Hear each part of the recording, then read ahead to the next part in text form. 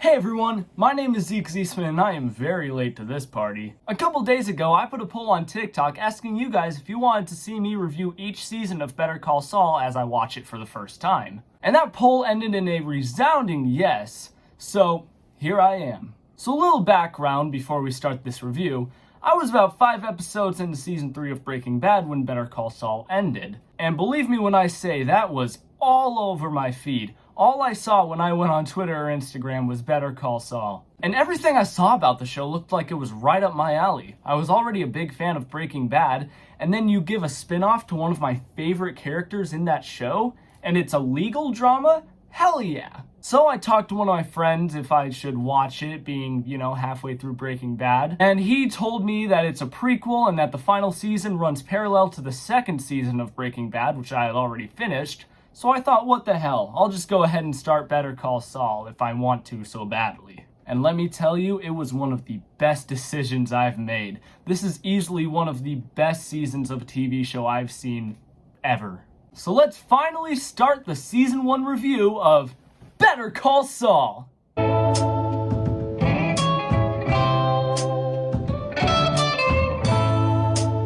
Right away, one of the things that this show does that I think is better than its predecessor is the cinematography. Not to say that Breaking Bad didn't have amazing cinematography at times, but just by watching the first episode of Better Call Saul, you can see that they really stepped up their game when it came to the cinematography, because every shot in this show looks so cinematic. I also think this show has a better theme song. Believe me when I say it's literally been stuck in my head all week. Another thing that I really appreciate about this season is that it shows that this is a slow burn watching Jimmy McGill turn into his alter ego, Saul Goodman. At the end of the season, he's not even close to becoming Saul Goodman. He tells Mike that he's never going to let the right thing slow him down again, but that's really the only step we take towards Saul Goodman. I just really like that they're not rushing into Saul Goodman, They're showing that this is a slow process. It's a lot more realistic than like 1 or 2 bad things happening to him and then boom, his whole identity is changed. In fact, I think the best thing this show has going for it is its characters.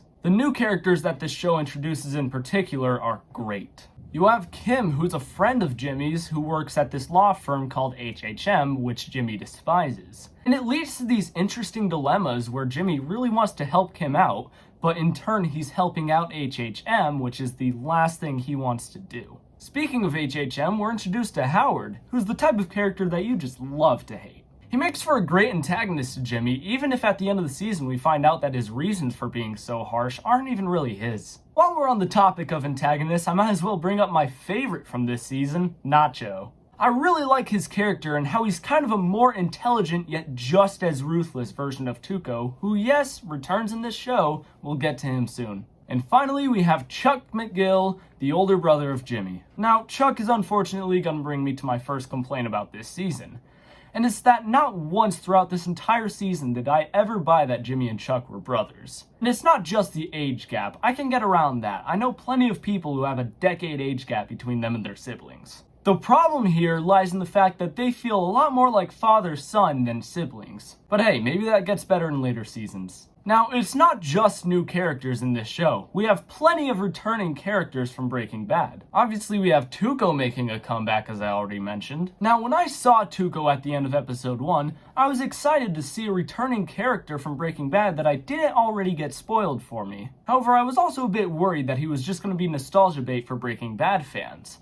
Like he was just going to show up for half an episode, have no real purpose in the season, and then disappear. Which, yeah, he does show up for half an episode and then disappear, but he does serve a couple of important purposes throughout the episode. First, he makes us feel like the two skaters could die at any moment because of how unhinged he is. And second, he's used to introduce the character of Nacho, who I already said was my favorite antagonist from this season, so that's nice. We also get the return of Mike in this show, who actually gets a really touching backstory in episode 6, where we learn that he had a son in the police force who was murdered by other cops who were dirty and thought he would snitch. It's a tragic backstory that not only makes you feel a lot more invested in this character throughout the show, but makes you look at him differently when you go back and look at Breaking Bad. And a new character that I forgot to mention earlier, who's gonna bring up a couple of complaints again, is Marco. Marco is a character that we really only see in one flashback where him and Jimmy scam a guy out of a few $100s, and then again in the final episode when Jimmy returns to Chicago to go scam people with him again. Now, it's not the character of Marco that I don't like. I think he's a fun and likable friend to Jimmy. The problem lies in his death scene. Yeah, spoilers in case you're still watching and haven't watched the show,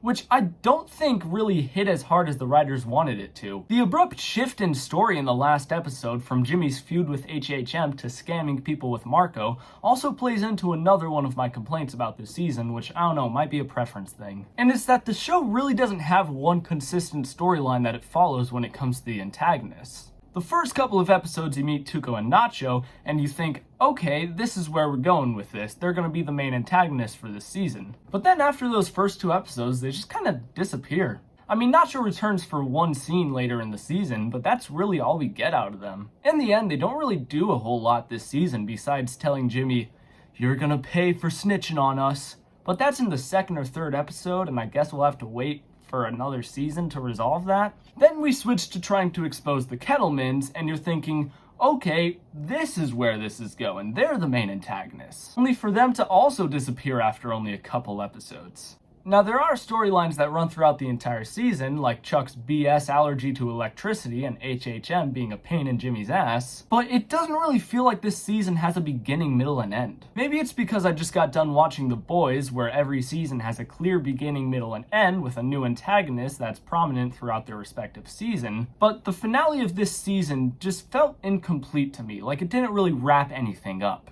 I understand that they want to leave the door open to continue plot lines in future seasons, but in my opinion, a season finale should still feel like it's wrapping up that particular season, and this finale just really didn't do that for me. Overall, I really enjoyed this first season of Breaking Bad. I'm loving all the new characters that it's introducing, and I'm getting a lot more invested into the returning characters than I ever was when they were on Breaking Bad.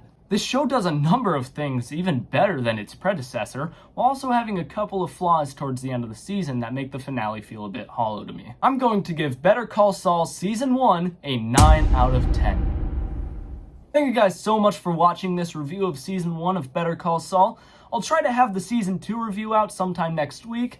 I don't know, it depends on when I finish Season 2 with school starting and everything. One thing I can assure you is that I am not wearing this suit for the next review because I am burning up in this thing. But tell me what you guys thought of Season 1 of Better Call Saul. Do you agree with me? Do you disagree? I'm always really interested to see your guys' opinions, so leave a comment down below. And follow me on the socials, because I have no consistent schedule on YouTube, and if I'm not on here, I'm probably on one of those. Until next time, this is Zeke Ziesman, signing off.